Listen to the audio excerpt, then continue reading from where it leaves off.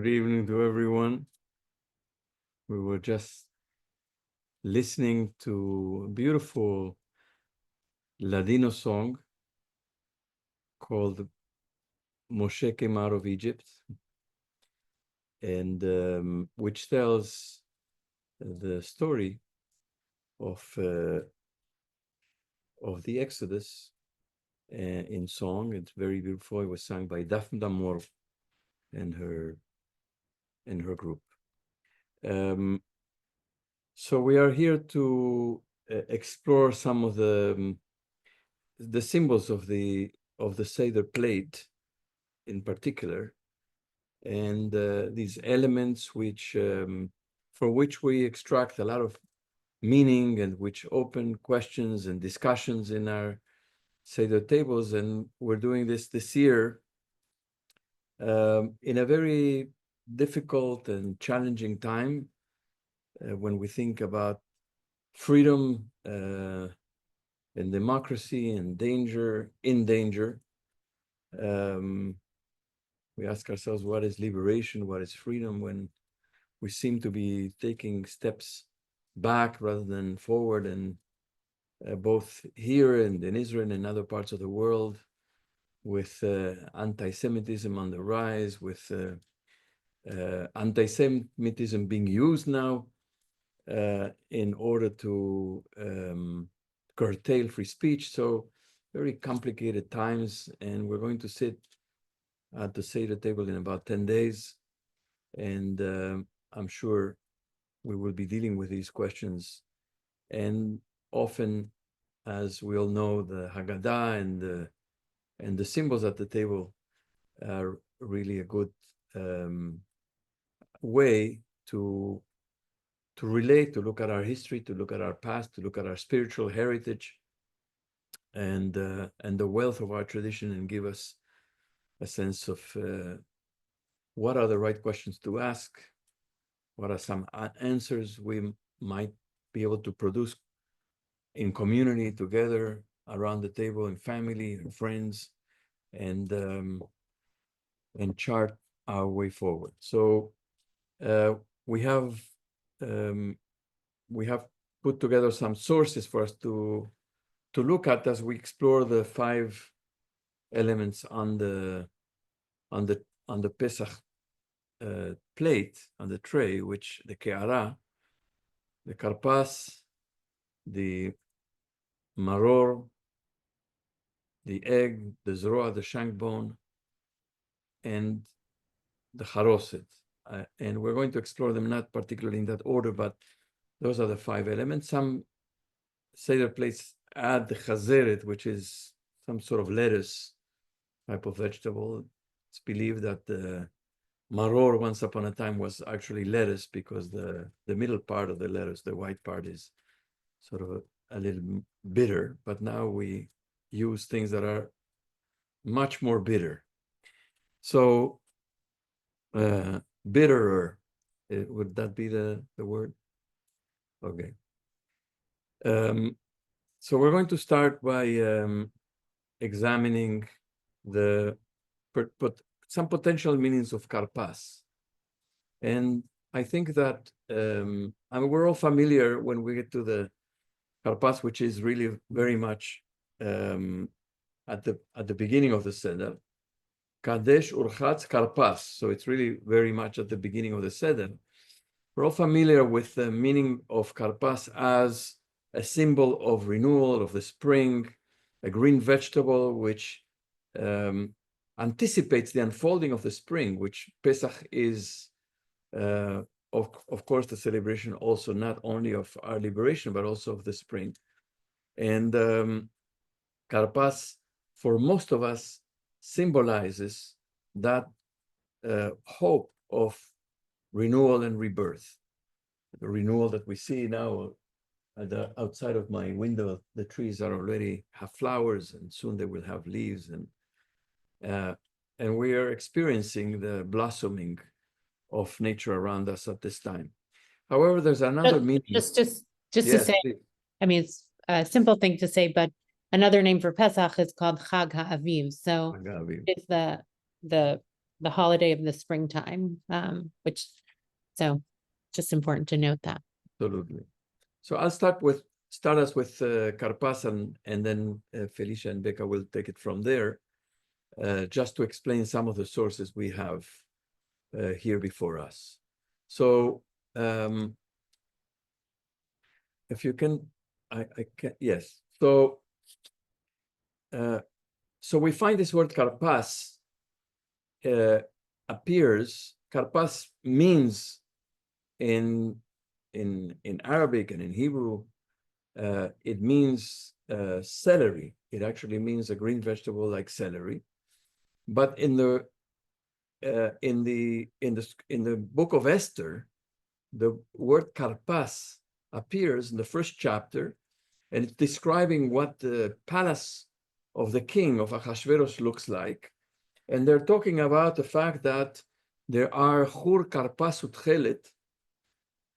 There are hangings of white fabrics and blue fabrics and other decorations in the palace of the king. And the word karpas is used for, it says here, white cotton. It's interpreted to be some type of fine fabric made of cotton or linen or wool, but a fine fabric is the word karpas, which is a little strange because we associate the word karpas with the vegetable, but here it means something else. Now, Rashi, in his commentary to the 37th chapter of the book of Bereshit, where the story of Yosef unfolds, and you know the story of Yosef begins with his father Yaakov favoring him among the other brothers, or over the other brothers, and giving him a kutonet pasim, which is some sort of a garment or a tunic or a shirt with pasim, with it says, usually we translate ornamented tunic. It had maybe stripes, something like that, maybe colors, we don't know. But Rashi connects these two words, karpas and kutonet pasim. Karpas because this fabric appears in the book of Esther, and this fabric also appears in the book of Bereshit, in the story of Yosef. And he says, pasim is a term for raiment of fine wool. Similar is Esther's karpas, the fabric. There is a midrashic statement that in the word pasim, as in kutonet pasim, we may find an allusion to all his misfortunes. It's an acronym, pasim, for he was sold to Potiphar, that's the pay, to the merchants, socharim, that's the samech, to the Ishmaelites, that's the youth, and the Midianites, that's the mem. So all these misfortunes spell the word pasim. If you go a little further down in this sheet, as the story unfolds, so we know now that the word karpas and the word kutonet pasim are related because they're both about these fabrics. In the 37th chapter of Bereshit, as the story unfolds, it tells us that Israel loved Yosef more than all his other sons, and he gave him that tunic. If you go further, a little further down, what happened? The brothers became really enraged with him, and they are extremely jealous of him. And eventually, as you know, they will put him in a pit and will go back to their father and tell their father Yaakov that Yosef has been devoured by a wild beast, and they produce a proof, quote unquote, and the proof is his tunic, the tunic that he received from his father, this kutonet pasim, or this karpas, and they rent it and they dip it in the blood of a goat, and they show it to the father, and they say, here's the proof that Yosef was devoured by a wild beast. Therefore, the word karpas, very interesting, is connected by Rashi and by the Midrash to the story of the beginning of our descent to Egypt. And I will let now Felicia and Becca comment on this incredible connection. We thought karpas was just about the spring, some sort of green vegetable. And here we have that the tradition connects the word karpas, and therefore our eating of this vegetable at the beginning of the Seder with something totally different, unexpected, something that has to do with the beginning of the story of Yosef. Who wants to take it from here, Felicia or Becca? Yeah, I mean, I think it's, on the one hand, you could say like that's a pretty big stretch, to like make all these equations with the meaning of the word, and then but tie it, and it seems like there's an inkling, an intuition by the tradition to make karpas not exclusively something that's just about the spring, that it has to have, like many of the things, symbols in the tradition, more than one meaning. And so in this case, rather than being the sourcing of what is blossoming or the springtime, it's actually the placement of the origin of the story of how our people got into Mitzrayim, how we got into Egypt, which is not where really the Haggadah begins. That's not the story we tell on Pesach. The story we tell on Pesach begins with really the fact that we were enslaved and we were hard labor was forced upon us. And so this kind of backtracks the story to this very essential moment in where Yosef's brothers treat him so poorly, the hatred between brothers, which is the impetus for all the actions that follows that take Yosef to Egypt, then his brothers that follow, etc. And so it's we may call it the original sin, perhaps. The original sin. Yeah, exactly. Becca, you want to say something about that? Yeah, so I think it's interesting because it's also before we get to the Magid section, we actually start karpas quite early in the Seder, and the idea of this question of where do we start the story, which even in Magid, there's actually a question of where and how we're supposed to start the story, that we go back to Yaakov, but it's more about this potential relationship with Lavan, that he was an Aramean, and just that this actually sets the tone and brings us into that mindset, starting with Joseph, is a different story. And the way that we choose to tell our stories, where we start them, where we end them, and how that then frames the rest of the experience, that with this undertone and now with these connections, which stretch or not, it really does change and could change the experience of the Seder, when you say we're going back into Yosef and how did we get here? And then particularly the message of the brothers and their relationship with Yosef, and saying the big question of the book of Bereshit, starting with Cain and Hevel, saying, am I my brother's keeper? And this underlying text, what it's screaming out to us is, yes, we are. And that's what we get to at the end of the Yosef story, but it takes a very long time to get there, in speaking to our world today, in particular, of starting our Seder and saying we're responsible for each other. We're really responsible for each other.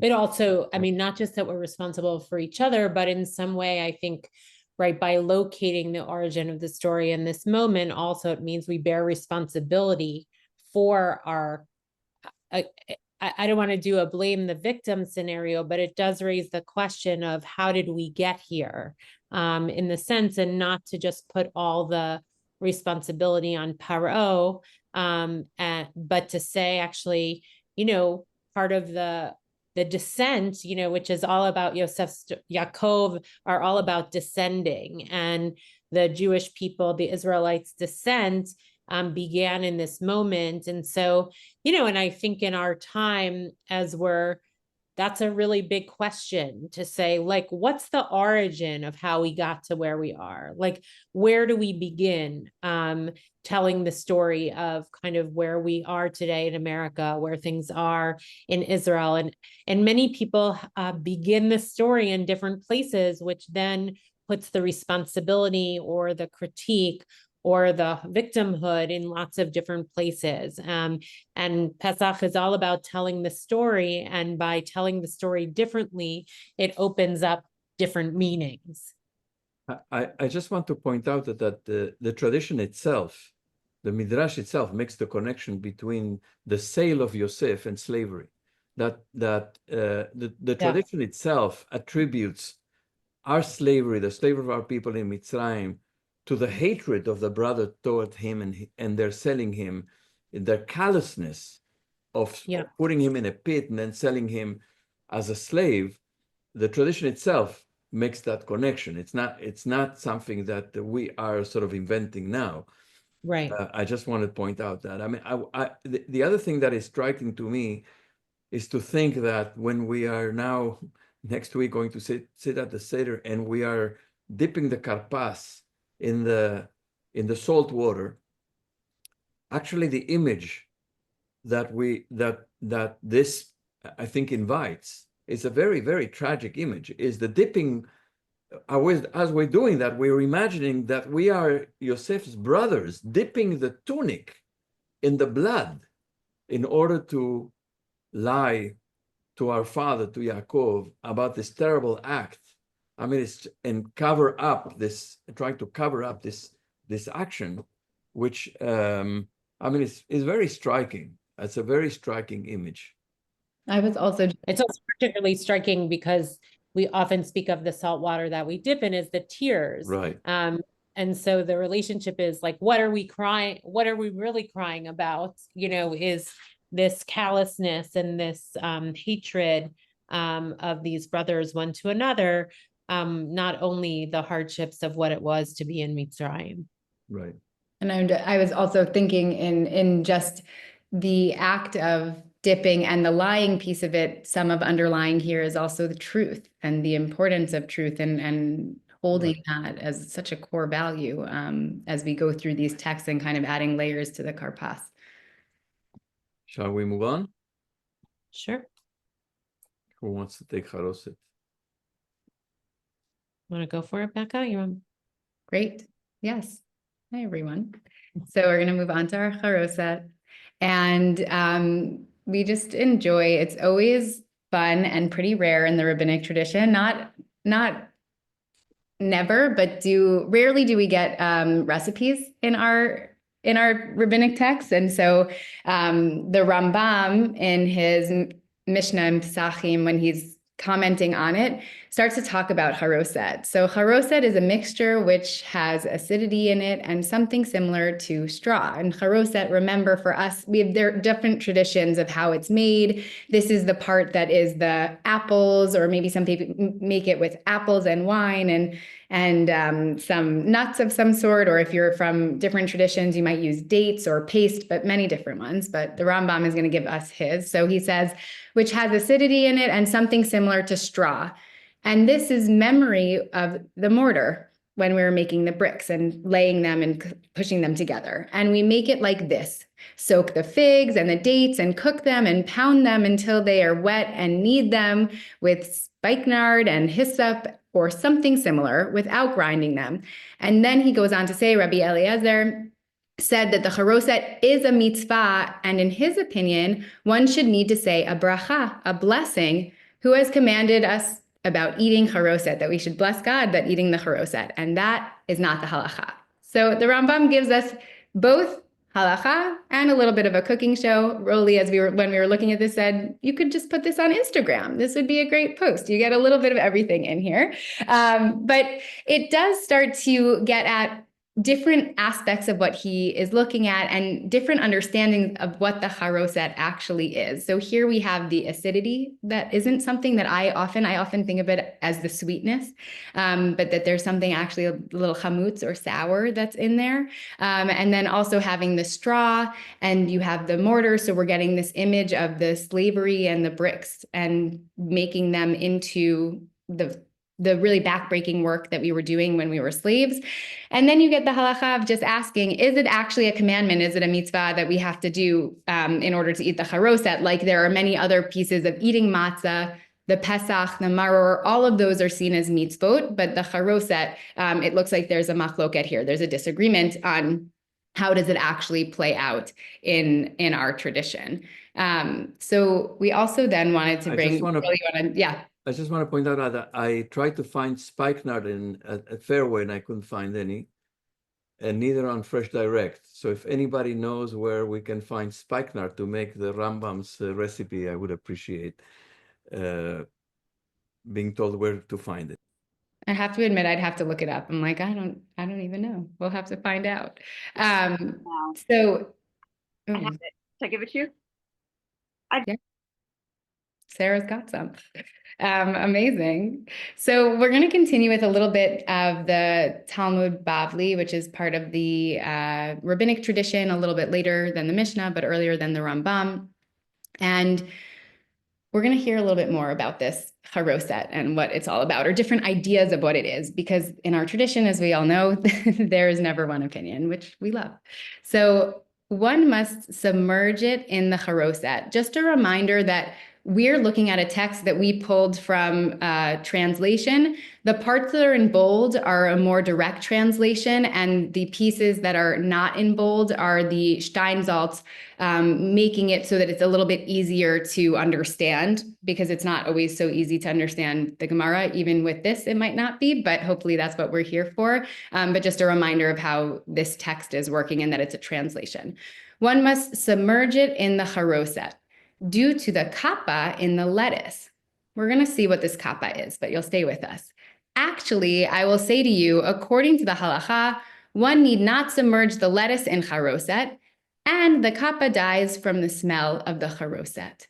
And Rav Papa said, a person should not leave bitter herbs in the haroset for a lengthy period of time, lest the sweetness of the spices in the haroset nullify its bitterness. So we're starting to actually see a tension here between the haroset is meant to be sweet, but we do toward the end, or really toward when we're going to eat our meal, we start to dip some of the bitterness, the chatzeret or the maror, into the haroset. And Rav Papa is saying, don't leave it there for too long, because it might actually take away from the bitterness of it. And also there's this idea that maybe it's going to kill this kappa. So there's a point of actually eating them together. And the bitter herbs require a bitter taste, and they are not bitter when marinated in haroset. So just again, pointing out that we still want them to be bitter. The haroset shouldn't be so sweet that it overtakes the bitterness. So the question here is, what is this kappa? The kappa that they're talking about is actually a worm, as it was taught in the Tosefta, that it's a worm or something that you wouldn't want on your lettuce. And if you dipped it into the haroset and you kept that in a certain way, it would actually kill this worm that you didn't want to ingest, that you don't want to eat in your Seder. Rashi gives us a little bit more on this. Rashi says one must dip it in the haroset because of the kappa. And so we're going to find out the kappa is a poison in the lettuce, since the burning effect of lettuce is the result of a poison that needs to be neutralized, just like with onions. So getting at the haroset, it's not just meant to be this sweetness. It's not necessarily only about the mortar, which I feel like that's what I grew up always saying, that it's like the bricks and that's the piece of it. But there's actually a sense that it's one, from this teaching, we don't want it to be too sweet when we dip it in. And the other piece of it is that it's potentially acting as this agent that's going to kill off the poison or this worm that we don't want to ingest. So I'm going to pause there, and Roly and Felicia, if you wanted to step in. I think, I mean, one of the things that's interesting, I mean, if you take their discussion in a very kind of not metaphorical way, but a spiritual way, is they're wrestling with the nature of bitterness and sweetness, and that one should not essentially erase the other. And in many ways, I think there are competing emotions that live in the Pesach experience, which is both the sense of liberation, but also the touching, the enslavement. And the tradition is trying to figure out how to balance those without losing the qualities that exist in each. And I think it's a very powerful question to ask. Like, how do we hold these ends of the spectrum, deep bitterness, almost to the point of poison, right? Like, that's one version of the kappa, is it's poison. Poison is not just bitter, it's deadly, you know, in some way. And then kind of the sweetness of the taste of the sweet things that are in haroset, which is symbolic of the freedom that ultimately is achieved. And I love that they're dancing around that question within this context of this very material item on the Seder plate, which is, I think, something we really struggle with. How do we hold the bitterness? How do we balance the emotions that we're feeling in a given moment? In this Pesach in particular, you know, as we're still post October 7th, as we're still with a very fragile democracy and so much rage and violence and true bitterness that's living in our world, and yet we're supposed to be celebrating sweetness and spring, like as Roly spoke about, like the earth is telling us something else is true. And I think I'm experiencing, and I've heard from others, like, how do you come to the Pesach Seder holding those things, and how to find the balance, or not even the balance, like where one doesn't override or neutralize the other. Like the goal is not to neutralize either thing. Yes, I'm thinking, you know, what is it that we can bring in our lives, you know, that takes the sting out of, or the poison or the worm, you know, the something that is undesirable. You know, how do you take the sting out of this, you know, bitterness? I mean, we still eat the bitter thing, but you want to mitigate some of the, you know, some of the strength. You want to neutralize some of it. And the question is, you know, which of our actions, what are the things that we do? How can we live in such a way, even in the midst of all these, you know, these challenging, difficult days? You know, what are the things that we do in our personal lives, in our communal lives, that take away some, you know, some of that sting? It's a beautiful question, even at the Seder, to open up to people, to say, like, what is your haroset this year, or what has been, or right now, what is one thing that you're feeling is giving you a little bit of that sweetness, the bitterness too, also to open up that conversation I'm speaking to today and the moment.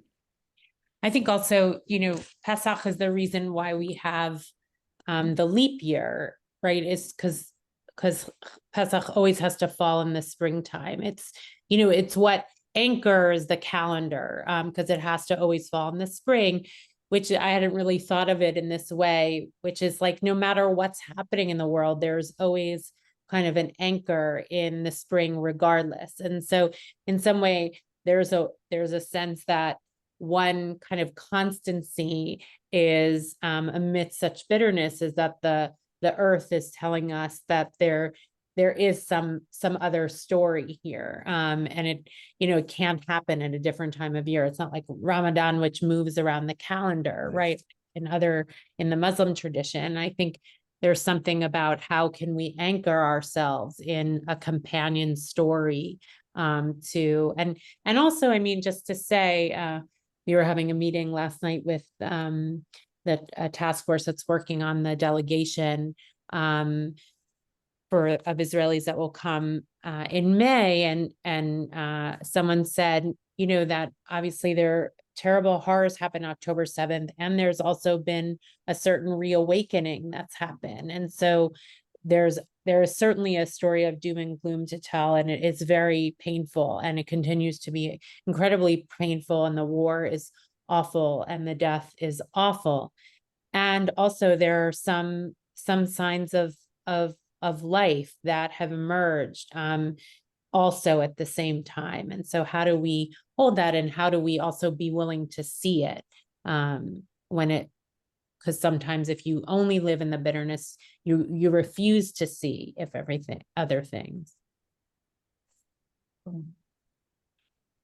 We'll keep going. There's a little bit more of a debate again around what the haroset actually is. And the mitzvah states that Rabbi Elazar, son of Rabbi Tzadok, says that eating haroset is a mitzvah. We said, is it actually a mitzvah? Is it something we have to do? Is it a commandment?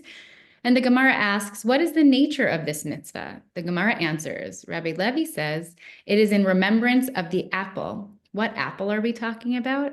As apple is one of the ingredients in haroset.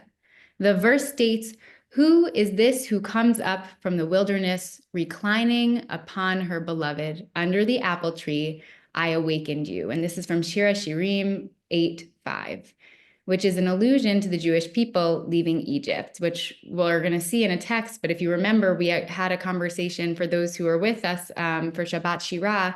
There is a beautiful midrash that talks about when we left Egypt, that the women would seduce their, Grace also spoke about it so beautifully, they would seduce their husbands and they would continue to have children, and then they would give birth under the apple trees, and God would save these babies by bringing them into the earth. And the babies were the first ones to see God at the splitting of the sea. So they're saying the apples of the haroset remind us of that moment, not only the moment of the splitting of the sea, but also this moment of hope and resilience, and that reminder, and going back to Grace's teaching too, the reminder of really seeing ourselves and that call to who we are. And Rabbi Yochanan, another idea, says that the haroset is in remembrance of the mortar used by the Jews for their slave labor in Egypt.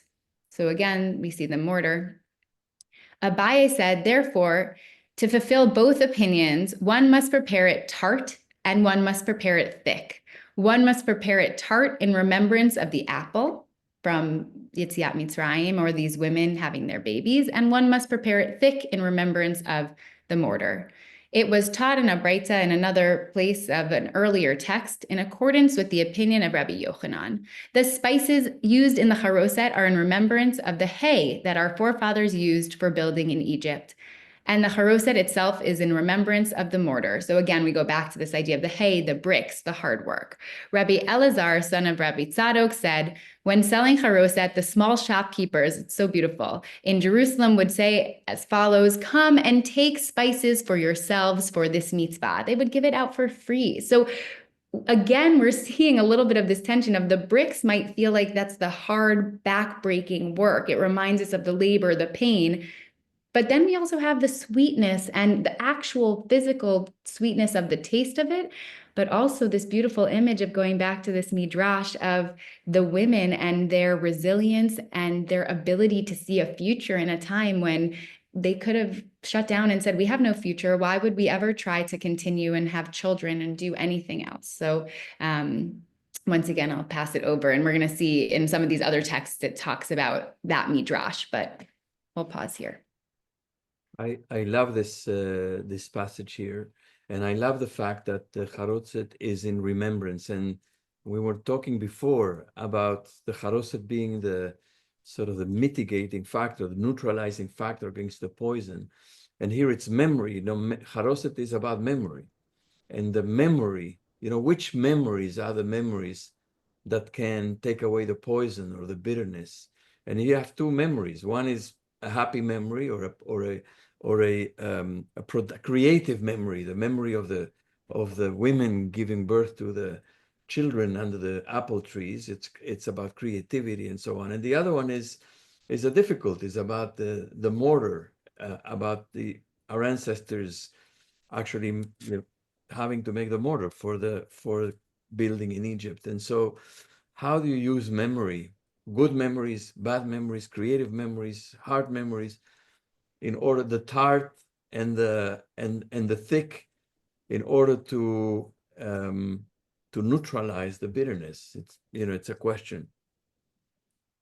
The thing I love about things that I love about the midrash about the women is that, you know, I think they're seen as doing spiritual resistance, but we often think of resistance as an angry act, you know, a defiance, and it has like a quality of being against.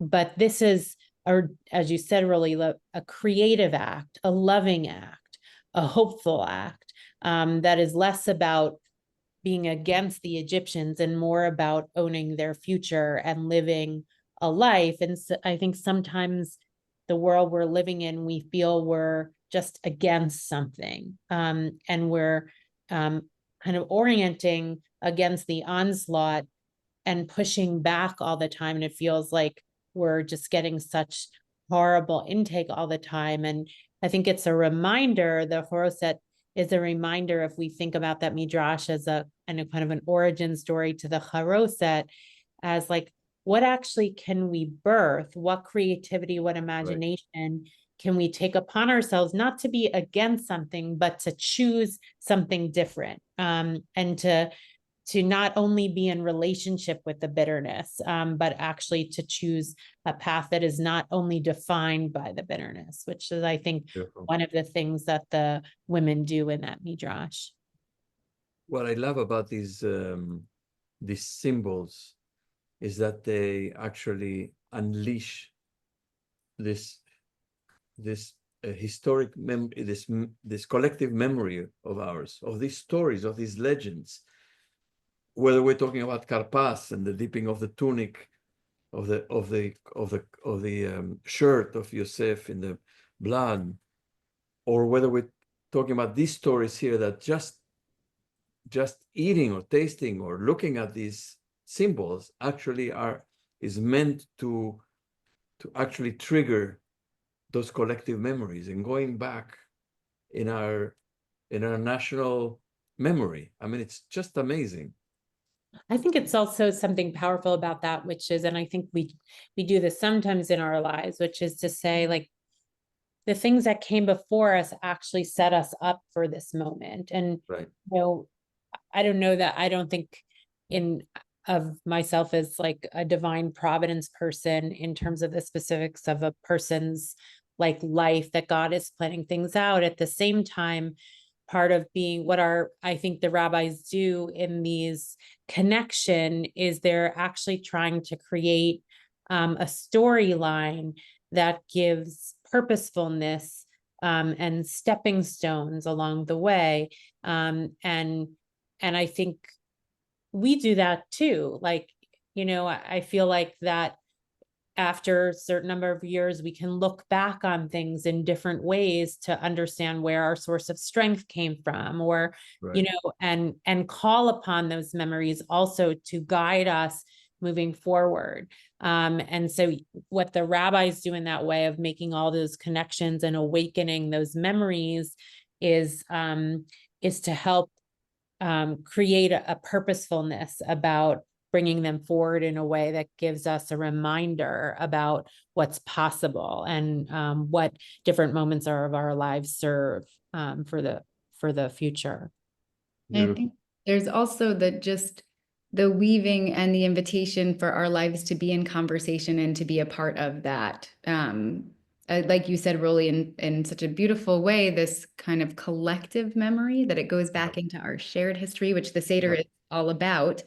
But it's also saying here that Yosef's story is part of ours, and what does it awaken in us, and how are we seeing ourselves in this, and how are the texts themselves having conversations over years and years, which is the rabbinic tradition at its best, but also that's what the Seder is. And the Seder models that and saying our voices are so much a part of that, and what we add is a part of this beautiful story. And also just to say before moving on that the Rashbam on this text here actually points to the Midrash in a very fascinating way and says that we read that the women of Israel would give birth under the apple trees without any pain, which allowed them to give birth without the Egyptians knowing. So that's a very specific part of that Midrash, not necessarily just the resilience, but that actually there was also like a change of the nature of the world and how pain potentially works, part of that creative imagination,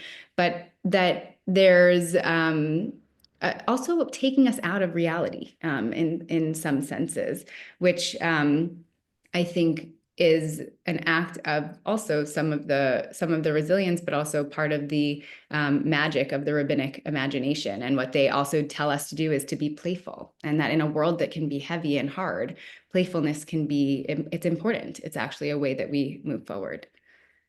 I would also just had this conversation on Tuesday when I was teaching parents at Kadima about the nature of the telling of Pesach and the power of telling as a form of redemption and discovery. And I think like also not only the tradition, our collective tradition, but families often have stories that they tell that are repeated over and over again. And some of the questions I think that are interesting if you're at a family Seder is like, what are the stories that we tell all the time, and why do we tell them? You know, like what is the purposefulness of, because I think we tell them often, you know, it's nostalgic sometimes, but I think the stories that we, you know, it's amazing that the story about the women and the apple under the apple tree is sourced in so many places. It becomes like it's like part of the leitmotif of the Exodus in the background. And it wouldn't necessarily be the story that would be returned to over again, but there's something extremely powerful about it for a lot of reasons, I think. And I think that is also something we could do at the Seder table, is to think about which stories are the stories that actually we return to for the sake of awakening new meaning and sourcing us towards a future and hope and imagination. Because I think we all have a resource bank of stories that do that for us, whether they're individual stories or collective ones. And the final text brings in a completely different way of looking at it. We won't look at it inside, but essentially says in the Talmud Yerushalmi, it says that the haroset is actually a remembrance of the blood. And that's why we call it an act of dipping, that we actually take the maror and we dip it into the haroset. You might say that's kind of strange because it's not a liquid, but that piece of it is bringing up for us blood, which is, again, not necessarily the image that we often have. And going into that, the question of what that blood is, what blood are we talking about? The blood of the dipping, the blood of slavery. Yeah, Roly. I think it's the blood of the threshold of the house, of the, you know, of the doorposts. The doorposts, yes. I think. Yes. Yeah. All right. All Shall right. we go into the shank bone? Yeah, let's go to the shank bone. So I think I'm going to skip the first one. Let's just go right into the second one. So the shank bone, so here's understanding of it. The ceremony of the Pesach meal centered around the Korban Pesach, the offering of the Pesach, aims at the emergence of a new chesed community. For chesed is the characteristic mark of the free man. So the Korban Pesach has to be one fully eaten and has to be eaten communally. So what this teaching offers is that the purpose of the zroa, the shank bone, being on the Seder plate is to teach us about building that chesed is at the center of freedom, for one, and chesed meaning compassion, sometimes it's translated as love, and also that was the teacher of how to build community when they weren't coming out of slavery, right? They were all of a sudden in a position to start anew as a people, and that chesed was at the center of that. And part of the reason for that is because it had to be eaten together, and if you didn't have enough people in your house, you had to invite people in to eat it with you. The bondsman is not spiritually capable of joining the chesed community.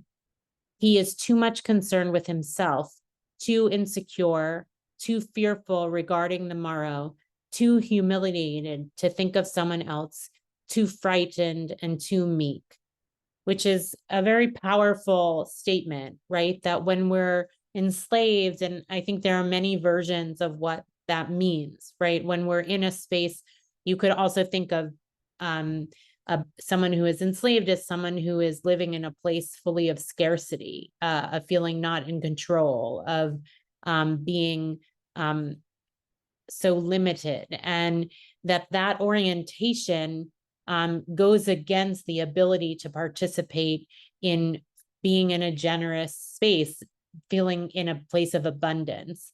The birth of chesed community of a I nation. just want to comment for 1 second here, which is that totalitarian societies Yeah. generate that type of fear. Yes. You know, the type of fear that we're beginning to feel here or sort of project into the future. You know, when you see a woman, you see the video of this woman at Tufts University who was kidnapped basically by plainclothes officers I saw. without any notice, without any, and just taken away. This is what happens in Russia. This is what happened in Argentina in the 70s. It happened in totalitarian societies that people are just taken away. And so it creates fear in the population. And then people begin to fear associated with others, and everybody's concerned for their own well-being. And just for myself, just I want to be safe and secure. And I don't want to do anything that will connect me to other people that might endanger me. I just want to put that in the background. Because Yeah, I think, I mean, also you could, I think that's besides the totalitarian regimes and authoritarianism, the sense also as a Jewish people when we feel in that kind of space. Like I think, you know, the rise of anti-Semitism in this country and in the world, but in this country in particular, I think that has put the Jewish community and that kind of victimization makes us feel enslaved to something. And then what is the impact of that? And I think right now the Jewish people is in a very complicated place in this country in that sense, because there's a lot of fear and there's a sense, I think, that in order to get over our fear, we have to persecute the people who are awakening that fear, which in this moment is also risking our democracy. There are that intersection of all those things, I think, to your point, Roly, and as a community, I think we're in a very complicated spot. And how do we hold both the recognition of the sense of feeling fearful? Fear is at the center of all this. When we feel so fearful, what are we willing to give up because we think we're going to get the protection? And I think there is a huge discussion, I think, to be had about that at the Pesach Seder, about what's happening in our own country in particular. And you could say also, right, in Israel, like there has been so much fear, rightly so, of course, since October 7th. But what has that done to the chesed of Israelis in terms of their sense of many people say they don't have space for compassion around Palestinians, you know, and I understand the source of that is fear and trauma. And there is a cost of that and to our humanity. And so how do we really, and I think Pesach is this idea of the shank bone, the zroah, being that question on the table, which is if chesed is the source of our, you know, is what makes us a free person, like that the fact that compassion is part of the core nature of freedom. And if we're in a place of lacking compassion, what does it say about our own freedom and our own liberation? I also just think this is it's stunning. It's really the idea, I think, of saying that freedom and kindness, or chesed, loving kindness, is that is what allows us to be free and shows us that we're free, that we can think beyond ourselves.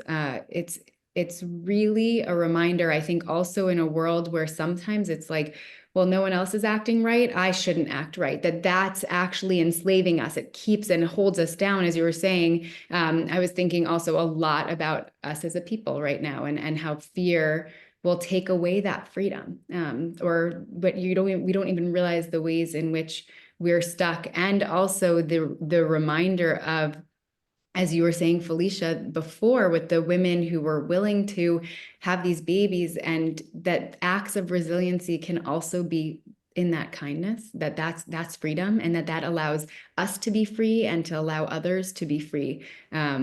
It's and yeah, the text, if you want to keep going too. Yeah, just, keep going. This Soloveitchik text is a gem. Yeah. A gem. Okay, the birth of the chesed community of a nation within which people unite, give things away, care for each other, share what they possess, is symbolized by the Korban Pesach. God did not need the Korban Pesach. God had no interest in the sacrifice. God simply wanted the people, slaves who had just come out of the house of bondage, to emerge from their isolation and insane self-centeredness into the chesed community, where the little that man has is too much for himself. It's such a beautiful, beautiful idea. I think also about it, even 2 years out of COVID, at least the intensity of that, like when he speaks about the isolation, I think we were all so afraid for so long, and there are many people who are still feeling very much afraid. And what does that do to the soul? Like that we actually had to learn to be in community again. We had to learn also to be in relationship again.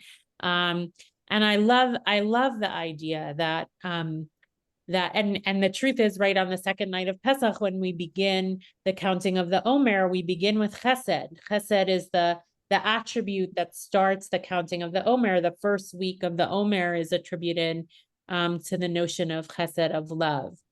And I think it's such a powerful idea and something in our time that has particular resonance, and we have a lot of work to do as a community, as a city, as a country, and as a Jewish people, and certainly the world. There's so much of protection of one's individual property, and the question is, when do we have enough? Like that, I love that. The name of God is Shaddai. That it says when there's enough, that God is, that God teaches us, like when we have enough, and God doesn't need this stuff. It's we who need to learn how to give. It's also, there's a ringing of a text from Avot de Rabbi Natan, which talks about replacing sacrifice when the destruction of the temple happens with chesed. That Rav Soloveitchik here says God doesn't want the sacrifice. Like the Korban Pesach, like this on the Seder plate, this is not about a sacrifice. This is about being a community of people who give and want to see each other and want to be together and want even the little that they have, as you said, Felicia, want to give, but also this replacement of, and to really state that it's actually the ritual piece it's not necessarily that. It's like, how do we live our lives? How do we choose to live our lives? How do we interact and care for one another? Great. Someone just asked, what do vegetarians put on their Seder plate if they don't use a shank bone? Some people put a beet on. Which comes from ancient, like in the Talmud, there's already conversation around having a beet on the Seder plate. Okay. Roly, you want to take Maror? Yes, but I want to go to the Baal HaTanya. This Baal HaTanya, the first Rebbe of Lubavitch, Reb Shneur Zalman of Liadi. So the Baal HaTanya draws a fascinating distinction between two types of sadness, Maror representing sadness or bitterness. The first refers to as bitterness, a form of regret or sadness that emerges from a sense that things are broken or less than ideal. This form of sadness is positive, he says, because it emerges from a place of idealism, hope, and a powerful desire to change. We are bitter because we sense that a vital and healthy part of ourselves is not finding expression in the world. An interesting twist on what it means to taste the maror. To taste the maror, it says, I'm not satisfied with what is. It's broken, and I bring myself to the desire to awaken this place of idealism in me that wants to fix, the hope that wants to fix, that wants to change. It is precisely our capacity for hope and transformation that makes this type of sadness possible. Our sense of loss is informed by our appreciation for a whole. The second type of sadness is depression.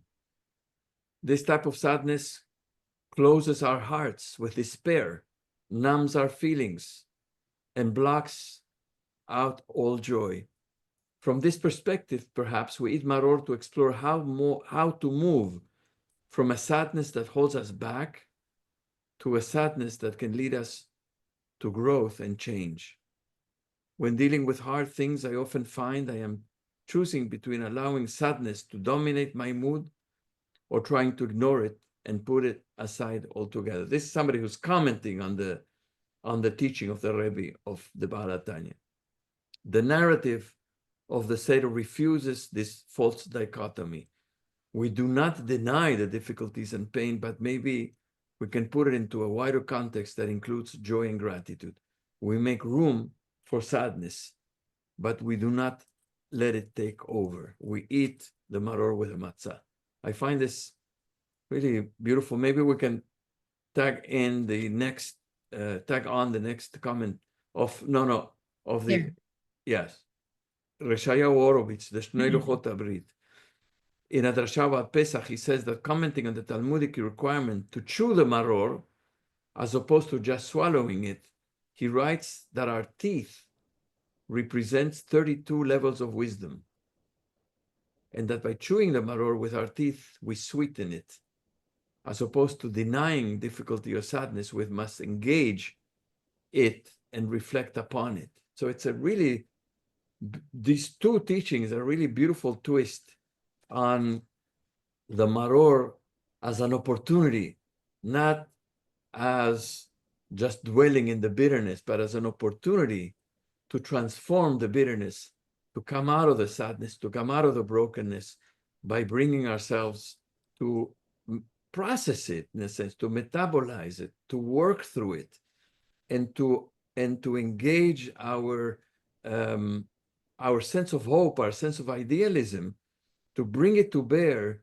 so that the maror can actually be sweetened and transformed. Whether the Baal HaTanya with the sense of idealism and hope, or whether the Yeshayahu Horowitz with the with this wisdom that actually helps us to process the maror and turn it into something sweet, to engage with it and reflect upon it. Very compelling.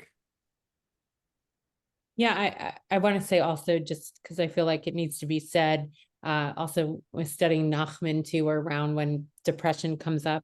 Yes. This is for when it's a mental health issue that falls into a different category, I think. And so it's just to acknowledge that for some people, obviously depression is a medical condition, and Yes. So I just want to, it's important to say. But I think like part of what is so powerful about it, which is I think at the essence of Pesach really writ large, but about this in particular, is that no emotion is a static condition. Right. Right? Like it kind of says that our emotions are things that we work with. Yes. And, you know, redemption is the belief that transformation is possible. I think writ large, the meta narrative is to say there's transformation to be had, and even our hardest of emotions can move. Yes. We work with them. And I think that it's sometimes a very hard pill, bitter pill to swallow, literally. And at the same time, it says like, I love the image of the teeth, right? Like work with it, you know, and that in itself is redemptive. There's something about that's super powerful. Beautiful. I think that there's also with the teeth, this focusing on like the work of the mouth, the teeth, the grinding, but so much of the Seder is also actually talking about the Seder plate and the symbols and the physicality of it. And eating is actually part of the process of telling the story itself, using our mouths, one, to tell the story. So our mouth is such a core part of it, but that the eating too is all part of the processing of the bitterness of our story. And it's not only about the emotions that are in that are static, that can change, that can grow and build. But it also, I feel like part of what is being said here is that it should also push us again toward acting. Like, don't get stuck. And today it's so easy to get into the place of just feeling so overwhelmed by the bitterness that we don't want to move. Not only the feeling itself, but actually allowing it to give us an opportunity to turn and act, and to build a world where we could see more than that. But there's a tension, and Roly, you'll go into this. There's a little bit of a tension with this next text of saying, where should the bitterness actually be placed? Where do we put I think this is a fantastic teaching, a text of, he's a friend of mine, Rabbi Daniel Busquila from Los Angeles. And he says the Sephardic custom is to place the maror at the very center of the Seder plate. This follows the arrangement of the Ari of Rabbi Yitzhak Luria, the 16th century mystic from Sfad. While this custom is not really discussed by any Sephardic authorities, it is interesting to note that in his Chazon Ovadia, commentary to the Haggadah, Rav Ovadia Yosef, who died like 10 years or 11 years ago, the former chief Sephardic rabbi of Israel, remarks that Maimonides lists the three things one must say on the night of the Seder as Pesach, Maror, and Matzah. This order differs from the standard Pesach, Matzah, Umaror. You'll find it in your, if you go into the Haggadah, you'll find Pesach, Matzah, Umaror. That's how you should recite. Rabban Gamliel says, whomever has not recited, discussed these three things, Pesach, Matzah, and Maror, has not fulfilled their obligation. And it's in this order, Pesach, Matzah, and Maror. But in the Sephardic, in the Rambam, the order is Pesach, Maror, and Matzah, and Maror is at the center. And what does it mean to place bitterness at the center? I think it's an incredible observation. Now, placing bitterness at the center, if you just leave it as bitterness, it means that all of your experience is colored by the suffering and the victimhood, and we know where this can bring us, to dwell in the victimhood, the pain and the suffering, and bring us down. Or you put it at the center because it's precisely the very thing you want to transform, is the thing you want to work with, is the thing that invites you to rise and to engage in the transformation that Felicia was talking about. Liberation is tied to the transformation of the Maror, not to stay with the Maror, but to actually feel the desire, determination to process it and to sweeten it, not to stay with it as Maror. I think it's a great comment. I think also there's something to be said about honoring the bitterness. Yes. Like being willing to acknowledge it. I think sometimes culturally there's a sense in America, like I think the Jewish people is the opposite, but in some way, but like we should, right? Heschel says everyone should be thinks they should be an all right Nick, like that we're all right, you know? And so if we're not actually willing to acknowledge the suffering, the bitterness, then we have nothing to work with. Right. And then we're just suppressing it. And I think that's it's like, you can't heal from pain if you actually aren't willing to acknowledge the pain. Right. And so I think that's an important aspect of this, is to not brush over it. Which is sometimes hard, you know, to admit it. One of my favorite texts that I didn't bring here, that some of you may have learned with me in different capacities, because I think it speaks to so much of life, is there's a question that Tiferet Uziel, one of the Hasidic teachers, asks, how come the order that we have is Pesach, Matzah, Maror? If you were to go chronologically, it would make sense to say Pesach, which was the sacrifice. Then you would have the Matzah coming next, and the Maror, you would say that doesn't really make sense. It should be the Maror first, the way that it has it here in the text, because that was the bitterness, and then the Matzah being the freedom.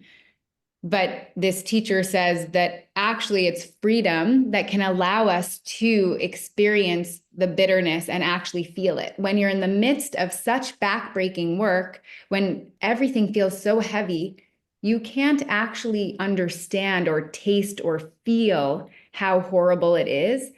That freedom and being able to be in a place and head mindset, it actually is the key that opens us up to the bitterness and to be able to then process it, like you were saying, Felicia, to move forward, that it's not leaving it behind, but that the freedom is when you're enslaved. And so I think also this dance this year of, as we're saying, the fear that's being felt and holding, and the intensity of all of these different pieces of us, of not losing sight of others, but potentially feeling enslaved ourselves. The bitterness takes on a very different sense of how we connect to it. And then also how and where we are in a place right now to be able to process it, but also not letting us just let it weigh us down, and putting it in the center in a way that then that's all we see and that's all we feel and all we think about. Shall we, let's move in the last few minutes to the last element on the tray, on the Seder plate, which is the egg. You want to? Great, the beitza. Yeah. Eggs are very, with everything that we've been seeing also already a symbol in its own way. But for us, there's an interesting piece of Pesach this year is falling at the end of Shabbat. So our Seder is going to be on Motzei Shabbat on Saturday night. So here's a halacha that Roly was sent on in the daily halacha emails that he gets, that there's a widespread. Halacha a day keeps the Yetzer Hara away. Exactly. True. Keeps the evil inclination away. Is That's a right. halacha. The Jewish law day keeps the evil inclination away, but it's going to teach us that there's actually a custom to eat a hard-boiled egg at the Pesach Seder. Many of us have that custom, but actually we do this to commemorate or remember the Korban Chagiga, the festive sacrifice. So actually similar to the Zroa. But during the time of the Beit HaMikdash, the Chagiga offering wasn't brought together with was brought together with the Korban Pesach, the Paschal offering on Erev Pesach, and would partake of its meat prior to eating the meat of the Korban Pesach. We commemorate this practice by eating an egg, the traditional food of mourning, in order to express our sorrow over the absence of the Mikdash, on account of which we are unable to fulfill the mitzvot of the holiday as we should. So it's reminding us that the egg, which I think many of us, as we went back to toward the beginning, the egg we think of as being rebirth and renewal and circular nature of starting over. Here, what we see is that it comes from the Korban of the Chagiga, which is connected to the Pesach, but that it also has a piece of it that is commemorating and reminds us of this mourning and this sadness. And again, once we have the tension between this rebirth and renewal, and also the bitterness and sadness and mourning aspects, the life and the death held up in a small egg. So as we said before, a lot of these symbols have more than one meaning and double meaning, sometimes contradictory meaning.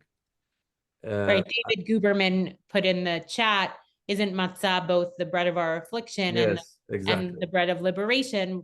And that's kind of at the essence of most of these things. They're the opposite, they're the counterpoint to one another, the symbols. Right. Yeah. And it's also the tension in the Seder itself. We say, we are slaves. We start the Seder by saying we are free people. Then we say we're slaves. Then we say we're free people. The whole experience is actually us vacillating between these two experiences. Are we slaves right now? Are we actually free? And that tension shows up in all the symbols on our Seder plate. Yeah. So to bring it to a close, Felicia? Yeah, I think what we hope is, at the essence of the Pesach Seder and the experience is really to be in conversation and to ask questions and to not simplify, but to move, as the Psalm says, from the narrow place, which is what Mitzrayim is, a narrow place, to a more place of expansiveness. And by being in these conversations and asking these kind of questions, and really also seeing that our tradition has such richness around trying to find meaning in these very symbols, which are so concrete on the one hand, but breed a conversation and a spiritual search that hopefully opens up to give us more expansiveness. We're living in a time of such narrowness and of such suppression and oppression, and we need to open up ourselves to try to actually find a sense of expansiveness in that narrowness, and hopefully also as a community to build, as Soloveitchik says, this chesed community. That is the greatest antidote, I think, to the enslavement of our time and time eternal. So we hope that everyone will have a rich experience at the Seder, and feel free to bring these texts and have those conversations at your Seder table. We hope it will be a sweet and liberatory Pesach.